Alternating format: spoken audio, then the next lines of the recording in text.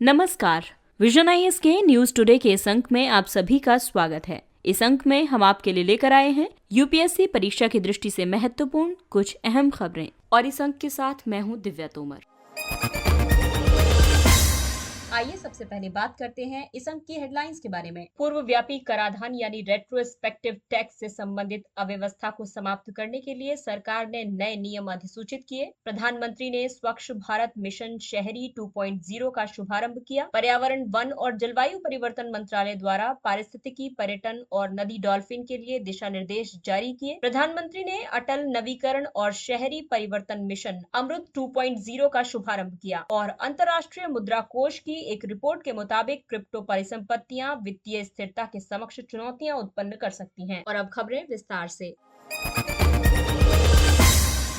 दरअसल सरकार ने पूर्वव्यापी कराधान से संबंधित अव्यवस्था को समाप्त करने के लिए नए नियम अधिसूचित किए हैं। इन नियमों के मुताबिक सरकार ने अगस्त 2021 में 28 मई 2012 से पहले हुए लेन देनों के लिए पूर्वव्यापी कर संबंधी मांगों को वापस लेने के लिए आयकर अधिनियम 1961 में संशोधन किया था। नए आयकर नियम 2021 31वें संशोधन के तहत लाए गए थे। इसमें प्रभावित करदाताओं द्वारा अपने पूर्वव्यापी कर मामलों के निराकरण के लिए अपनाई जाने वाली प्रक्रिया को निर्दिष्ट करते हैं। नए नियमों के मुताबिक प्रभावित करदाताओं को भविष्य के दावों के लिए भारत सरकार को क्षतिपूर्ति का भुगतान करना होगा और साथ ही किसी भी न्यायाधिकरण या न्यायालय के समक्ष लंबित मुकदमे या कार्रवाई को वापस लेना होगा। सरकार द्वारा इन मामलों में उठाई गई मांगों या दावों को निरस्त कर दिया जाएगा। इसके अलावा कंपनियों द्वारा नियमों में निर्दिष्ट शर्तों को पूरा करने के बाद उनसे एकत्र की गई राशि को उन्हें वापस कर दिया जाएगा। पूर्वव्यापी कर किसी देश को कुछ उत्पादों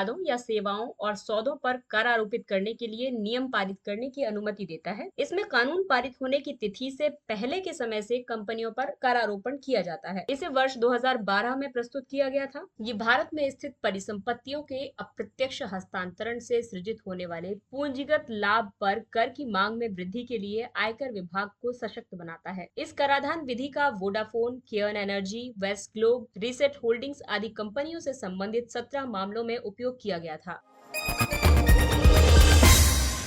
अगली खबर स्वच्छता से संबंधित है। प्रधानमंत्री ने स्वच्छ भारत मिशन शहरी 2.0 का शुभारंभ किया। SBMU 2.0 वर्ष 2021-22 से वर्ष 2025-26 तक था। इसका लक्ष्य स्वच्छ भारत मिशन के दौरान प्राप्त किए गए स्वच्छता और ठोस अपशिष्ट प्रबंधन से अर्जित परिणामों को बनाए रखने पर ध्यान केंद्रित करना है। साथ ही शहरी भारत को स्वच्छता के अगले स्तर पर ले जाने के लिए इसी उत्साह के साथ गति को बनाए रखना है। आइए अब जानते हैं स्वच्छ भारत मिशन शहरी 2.0 के तहत प्रमुख घटकों के बारे में। इसका उद्देश्य ग्रामीण से शहरी क्षेत्रों में प्रवासित आबादी की सेवा के लिए कई उपायों के माध्यम से उनकी स्वच्छता सुविधाओं तक पूर्ण पहुंच सुनिश्चित करना है। इसके तहत 3.5 लाख से अधिक व्यक्तिगत, सामुदायिक और सार्वजनिक शौचालयों का निर्माण करना, 1 लाख से कम आबादी वाले शहरों में पूर्ण तरल अपशिष्ट प्रबंधन सुनिश्चित करना, स्थायी ठोस अपशिष्ट प्रबंधन के तहत स्रोत पर यानी सोर्स पर ही कूड़े को अलग अलग करने पर बल दिया गया है। एकल उपयोग प्लास्टिक को चरणबद्ध तरीके से समाप्त करने पर विशेष ध्यान केंद्रित किया जाएगा। साथ ही सामग्री रिकवरी सुविधा केंद्रों और अपशिष्ट प्रसंस्करण सुविधाओं की स्थापना की जाएगी। मिशन के तहत भवन निर्माण और ध्वंस संबंधी अपशिष्ट प्रसंस्करण सुविधा केंद्रों की स्थापना की जाएगी। इसके अलावा राष्ट्रीय स्वच्छ वायु कार्यक्रम शहरों और 5 लाख से अधिक आबादी वाले शहरों में यांत्रिक सफाई कर्मचारी नियोजित किए जाएंगे। इसके अलावा सभी पुरानी डंपिंग साइट्स का उपचार किया जाएगा। सभी सांविधिक शहर कम से कम ODF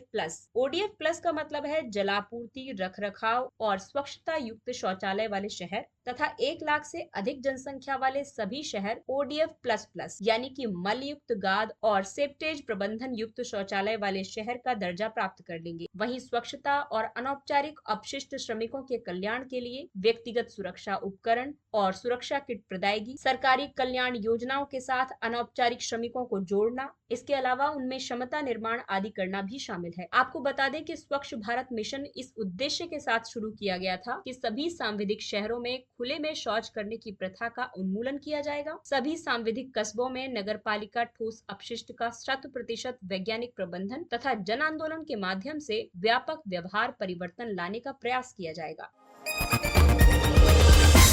अगली खबर पर्यावरण एवं पारिस्थितिकी से संबंधित है। पर्यावरण, वन और जलवायु परिवर्तन मंत्रालय ने पारिस्थितिकी, पर्यटन और नदी डॉल्फिन के लिए दिशा निर्देश जारी किए हैं। पारिस्थितिकी पर्यटन के लिए दिशा निर्देशों में मंत्रालय ने कहा है कि ये दिशा निर्देश वन, वन्यजीव क्षेत्रों और पर्यावरण के प्रति संवेदनशील क्षेत्रों में संधारणीय पारिस्थितिकी पर्यटन के लिए लागू होंगे। पारिस्थितिकी पर्यटन यानी इको टूरिज्म से मतलब है प्राकृतिक क्षेत्रों की जिम्मेदारी पूर्ण यात्रा। जिम्मेदारी पूर्ण यात्रा से मतलब है कि आप किसी भी इस तरीके के पारिस्थितिकी रूप से संवेदनशील क्षेत्र में अगर जाते हैं तो वहां आप प्लास्टिक का उपयोग ना करें या फिर वहां पर प्रकृति को नुकसान ना पहुंचाएं, वहां पर पेड़ों को, जीव जंतुओं को नुकसान ना पहुंचाएं। ये सब इको टूरिज्म के तहत आते हैं। ये सब एक नागरिक होने के नाते भी आपकी जिम्मेदारी है और एक इको टूरिस्ट और इस पृथ्वी का वासी होने के नाते भी आपकी जिम्मेदारी बनती है कि हम अपने पर्यावरण की हर तरीके से रक्षा करें और उसको नुकसान न पहुंचाएं। इसके अलावा इको टूरिज्म में पर्यावरण का संरक्षण, स्थानीय समुदायों का सामाजिक और आर्थिक कल्याण सुनिश्चित किया जाता है। इसमें ज्ञान और समझ विकसित करने के प्रयास भी शामिल हैं। ये दिशा निर्देश पारिस्थितिक पर्यटन स्थलों की पहचान, क्षेत्रीकरण और एक पर्यावरण अनुकूल पर्यटन योजना के निर्माण पर ध्यान केंद्रित करती है। देशित सामग्री के रूप में संधारणीय उपयोग को प्रोत्साहित करने के लिए स्थानीय समुदायों को इन दिशा निर्देशों के तहत शामिल किया जाएगा। इसके अलावा प्रत्येक क्षेत्र में एक फाउंडेशन का गठन किया जाएगा और राजस्व को स्थानीय समुदायों के साथ साझा किया जाएगा। जिला स्तर, राज्य स्तर और राष्ट्रीय स्तर पर निगरानी तंत्र स्थापित किए जाएंगे। इसके अलावा डॉल्फिन्स के लिए भी कुछ दिशा निर्देश जारी किए गए हैं। गंगा और सिंधु नदी डॉल्फिन संबंधी जलीय जीवों और अधिवास स्थलों की निगरानी के लिए फील्ड गाइड बनाए गए हैं। असम, पश्चिम बंगाल, बिहार, झारखंड, उत्तर प्रदेश, मध्य प्रदेश, राजस्थान और पंजाब में सामंजस्यपूर्ण तरीके से डॉल्फिन की गणना की प्रक्रिया के लिए एक मानकीकृत निगरानी प्रोटोकॉल लागू किया जाएगा। इसमें यह भी कहा गया है कि प्रोटोकॉल में गंगा डॉल्फिन की आबादी की प्रत्यक्ष अवलोकन आधारित निगरानी शामिल है, यानी कि इनकी विजुअल मॉनिटरिंग की जाएगी। डॉल्फिन के बारे में आपको बताते हैं। डॉल्फिन एक शीर्ष स्तर का जलीय शिकारी जीव है और ये जलीय प्रणाली के पारिस्थितिकीय संतुलन को बनाए रखता है। गंगा डॉल्फिन को भारत का राष्ट्रीय जलीय जीव घोषित किया गया है। गंगा और सिंधु नदी डॉल्फिन दोनों को अंतरराष्ट्रीय प्रकृति संरक्षण संघ यानी IUCN की रेड लिस्ट में एंडेंजर्ड यानी लुप्त प्राय के रूप में वर्गीकृत किया गया है। डॉल्फिन अक्सर पीटी में बार बार पूछे जाने वाला प्रश्न है, तो इस पर थोड़ा ध्यान दीजिएगा। अगली खबर अमृत योजना से संबंधित है। प्रधानमंत्री ने अटल नवीकरण और शहरी परिवर्तन मिशन यानी अमृत 2.0 का शुभारंभ किया है। अमृत 2.0 जल संबंधी आवश्यकताओं को पूरा करने, जल भृतों का बेहतर प्रबंधन करने और उपचारित अपशिष्ट जल का दोबारा उपयोग करने के लिए अमृत की प्रगति की दिशा में कार्य करेगा। इससे जल की चक्रीय अर्थव्यवस्था को बढ़ावा मिलेगा। अब यहाँ चक्रीय अर्थव्यवस्था से मतलब है कि जल का बार बार और इष्टतम उपयोग किया जा सकेगा, जैसे कि बादलों से वर्षा के रूप में प्राप्त होने वाला जल और उसके बाद में उसका भूमि पर प्रबंधन और अपशिष्ट जल का उपयोग, एकत्रण, इन सभी प्रक्रियाओं को अगर हम प्रबंधित कर लेते हैं तो ये एक तरीके से जल की चक्रीय अर्थव्यवस्था को सुव्यवस्थित बना देंगी, जिससे कि जल रूपी संसाधन का हम बेहतर उपयोग कर सकेंगे। तो आइए अब जानते हैं अमृत 2.0 की प्रमुख विशेषताओं के बारे में। इसके तहत लगभग 4700 शहरी स्थानीय निकायों के सभी घरों में जल की आपूर्ति का 100% कवरेज प्राप्त करना शामिल है। अमृत योजना के अंतर्गत आने वाले 500 शहरों से आगे बढ़ते हुए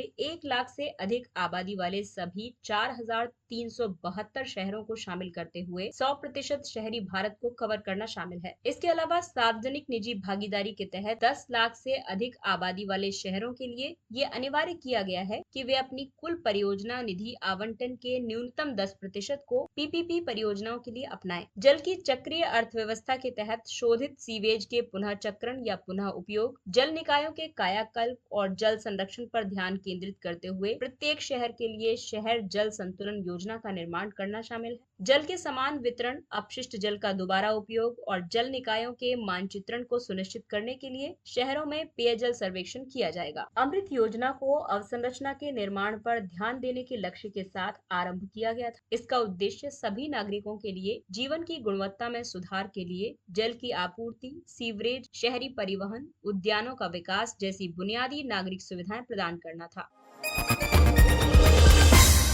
अगली खबर अर्थ जगत से संबंधित है। IMF की एक रिपोर्ट के मुताबिक क्रिप्टो परिसंपत्तियां वित्तीय स्थिरता के समक्ष चुनौतियां उत्पन्न कर सकती हैं। IMF ने अपनी वैश्विक वित्तीय स्थिरता रिपोर्ट के एक भाग के रूप में क्रिप्टो परितंत्र से वित्तीय स्थिरता के समक्ष अवसरों और चुनौतियों का आकलन किया है। क्रिप्टो परितंत्र में विनिमय, वॉलेट, माइनर और स्टेबल कॉइन्स उपयोगकर्ता शामिल होते हैं। क्रिप्टो करेंसी डिजिटल या आभासी मुद्राएं होती हैं। इनमें एन्क्रिप्शन तकनीकों का उपयोग इकाइयों के सृजन को विनियमित करने और निधियों के हस्तांतरण को सत्यापित करने के लिए किया जाता है। और क्रिप्टो करेंसी में केंद्रीय बैंक का कोई भी हस्तक्षेप नहीं होता है। वर्तमान में क्रिप्टो परिसंपत्तियों का कुल बाजार मूल्य वर्ष 2020 की शुरुआत से 10 गुना बढ़कर 2 ट्रिलियन अमेरिकी डॉलर पहुंच गया है। इस रिपोर्ट के मुख्य निष्कर्ष की बात करें तो इसके तहत अवसर भी काफी हैं, जैसे सीमा पार से भुगतान सहित त्वरित भुगतान और आसान भुगतान, नवोन्मेषी वित्तीय सेवाओं तक त्वरित पहुंच और विश्व के पूर्ववर्ती या बैंक रहित भागों तक समावेशी पहुंच को क्रिप्टो करेंसी आसान करती है। हालांकि रिपोर्ट ने कुछ जोखिमों को भी पहचाना है, जैसे कि वित्तीय अस्थिरता, उपभोक्ताओं के साथ धोखाधड़ी, धन शोधन एवं आतंकवाद का वित्त पोषण आदि। भारत में क्रिप्टो करेंसी की स्थिति देखें तो मई 2020 में उच्चतम न्यायालय ने भारतीय रिजर्व बैंक द्वारा जारी एक सर्कुलर को असंवैधानिक घोषित कर दिया था। इस सर्कुलर में सभी बैंकों को क्रिप्टो करेंसी में विनिमय करने से प्रतिबंधित कर दिया गया था। हाल ही में सरकार ने क्रिप्टो करेंसी और आधिकारिक डिजिटल मुद्रा विनियमन विधेयक 2021 प्रस्तुत करने की घोषणा की है। इसके माध्यम से एक आधिकारिक डिजिटल मुद्रा का निर्माण और साथ ही भारत में सभी निजी क्रिप्टो करेंसियों को प्रतिबंधित किया जाएगा। आइए बात करते हैं कुछ अन्य महत्वपूर्ण सुर्खियों के बारे में। पुर्तगाली भाषा के देशों का समुदाय। हाल ही में भारत CPLP में सहयोगी पर्यवेक्षक के रूप में शामिल हुआ। CPLP यानी पुर्तगाली भाषा के देशों का समुदाय। CPLP को लूसोफोन कॉमनवेल्थ के रूप में भी जाना जाता है। ये 4 महाद्वीपों में अवस्थित लूसोफोन राष्ट्रों का एक संघ है, जहाँ पुर्तगाली को एक आधिकारिक भाषा के रूप में प्रयोग किया जाता है। इस समुदाय के सदस्य देशों में शामिल है ब्राजील, अंगोला, काबो वर्डे, गिनी बिसाऊ, इक्वेटोरियल गिनी, मोजाम्बिक, पुर्तगाल, साओ टोम और प्रिंसिपे तथा तिमोर लेस्ते। CPLP का प्रमुख उद्देश्य है कि इसके सदस्य देशों के बीच राजनीतिक और राजनयिक सहयोग को बढ़ावा दिया जाए। ये सभी क्षेत्रों में सहयोग को सुनिश्चित करता है और पुर्तगाली भाषा का प्रचार और प्रसार करना इसके उद्देश्यों में शामिल है। वयो नमन कार्यक्रम। इस कार्यक्रम का आयोजन अंतर्राष्ट्रीय वृद्धजन दिवस यानी 1 अक्टूबर के अवसर पर सामाजिक न्याय और अधिकारिता मंत्रालय ने किया था। इस अवसर पर कई पहलें आरंभ की गई हैं, जैसे कि वृद्धजनों की सहायता के लिए 14567 नामक एक विशेष हेल्पलाइन नंबर, वरिष्ठों की देखभाल के क्षेत्र में उद्यमियों को प्रोत्साहित करने के लिए senior care ageing growth engine यानी सेज पोर्टल, वरिष्ठ नागरिकों को निजी क्षेत्र में नौकरी प्रदाताओं से जोड़ने के लिए सक्षम वरिष्ठ नागरिकों को आत्मसम्मान के साथ पुनः रोजगार प्रदान करने के लिए पोर्टल सेकर्ट। जल जीवन मिशन। वर्ष 2019 में जल जीवन मिशन की घोषणा के उपरांत अब तक 5 करोड़ से अधिक परिवारों को नल आधारित जल कनेक्शन प्रदान किया जा चुका है। जल जीवन मिशन को जल शक्ति मंत्रालय के अधीन आरंभ किया गया था। इसका लक्ष्य वर्ष 2024 तक प्रत्येक घर में कार्यात्मक घरेलू नल कनेक्शन प्रदान करना है। जल जीवन मिशन को एक विकेंद्रीकृत, मांग संचालित और समुदाय प्रबंधित कार्यक्रम के रूप में कार्यान्वित किया जा रहा है। इसमें ग्राम पंचायतों और इसकी उप समितियों की अग्रणी भूमिका रही है। फरवरी 2021 में आवासन और शहरी कार्य मंत्रालय ने जल जीवन मिशन शहरी की घोषणा की थी। इसके तहत सभी 4378 सांविधिक शहरों के सभी घरों में कार्यात्मक नलों के माध्यम से जल की आपूर्ति की जाएगी। वेटलैंड्स ऑफ इंडिया पोर्टल का शुभारंभ किया गया। ये एकल बिंदु पहुंच प्रणाली प्रदान करने के लिए संचालित एक पहल है। ये पोर्टल देश के आर्द्रभूमि स्थलों, परियोजनाओं, पहलों और प्रशिक्षणों से संबंधित सूचनाओं के प्रसार को संश्लेषित करने में सहायता करेगा। इसे पर्यावरण, वन और जलवायु परिवर्तन मंत्रालय द्वारा लॉन्च किया गया है। रामसर कन्वेंशन के तहत 46 भारतीय स्थलों को अंतर्राष्ट्रीय महत्व की आर्द्रभूमियों के रूप में मान्यता प्रदान की गई है। आपको बता दें कि हाल ही में हरियाणा से भिंडावास वन्यजीव अभयारण्य और सुल्तानपुर राष्ट्रीय उद्यान तथा गुजरात से थोल झील वन्यजीव अभयारण्य और वाधवाना आर्द्रभूमि को रामसर सूची में शामिल किया गया है। सफेद प्याज को भौगोलिक संकेतक टैग। हाल ही में महाराष्ट्र के रायगढ़ जिले के अलीबाग की सफेद प्याज को भौगोलिक संकेत यानी जीआई टैग प्रदान किया गया है। ये जीआई टैग इसके विशिष्ट मीठे स्वाद, इसे काटने पर आंसू नहीं निकलने जैसे कारकों के साथ साथ इसके औषधीय गुणों को विश्व भर में पहचान दिलाने में मदद करेगा। ये मनुष्यों में प्रतिरक्षा क्षमता को बढ़ाता है, साथ ही अनिद्रा, रक्त की सफाई, ब्लड प्रेशर और गर्मी से संबंधित बीमारियों के प्रभाव को कम करने में भी मदद करता है। जीआई उन उत्पादों पर उपयोग किए जाने वाला एक संकेत है जो एक विशिष्ट भौगोलिक क्षेत्र से उत्पन्न होते हैं और इसी वजह से उनमें अनूठी विशेषताओं एवं गुणों का समावेश होता है। जीआई उन बौद्धिक संपदा अधिकारों का हिस्सा है जो पेरिस कन्वेंशन के अंतर्गत आते हैं। यूरोनेमा अफ्रीकनम बोर्ड्स यूएबी। हाल ही में मद्रास विश्वविद्यालय और चेन्नई स्थित प्रेसिडेंसी कॉलेज के शोधकर्ताओं ने यूरेनेमा अफ्रीकनम बोर्ड्स को पृथक कर लिया है। आपको बता दें कि इसे प्लास्टिक शीट के लिए संभावित जैव निम्नीकरणीय अभिकारक के रूप में उपयोग किया जाएगा। यूएबी सूक्ष्म शैवालों की एक प्रजाति है। ये पॉलीमर शीट के साथ अभिक्रिया करने और उसे एक सरल मोनोमर्स में खंडित करने के लिए विभिन्न प्रकार के कोशिका बाहु, बहुशर्करा, एंजाइम, विषाक्त पदार्थ और हार्मोन उत्पन्न करता है। यूएबी आमतौर पर अफ्रीका, एशिया और यूरोप में पाए जाते हैं। ये मौजूदा भस्मीकरण, भूमि भराव और पुनः चक्रण के रूप में प्लास्टिक के निपटान की प्रक्रिया के स्थान पर एक सुरक्षित और पर्यावरण अनुकूल प्रक्रिया प्रदान करता है।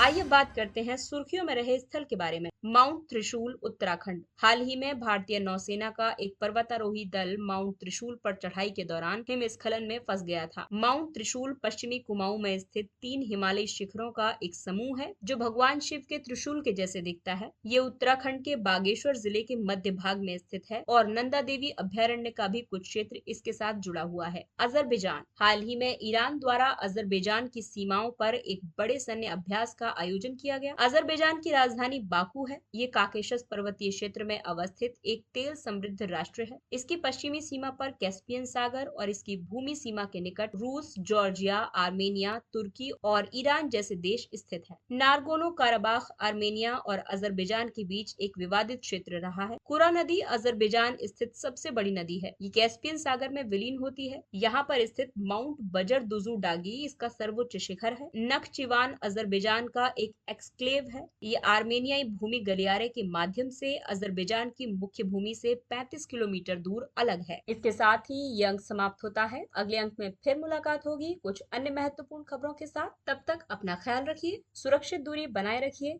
मास्क पहनिए, हाथ और मुंह साफ रखिए, टीकाकरण अवश्य करवाइए और हमें यानी विजन आईएएस की पूरी टीम को दीजिए इजाजत। नमस्कार।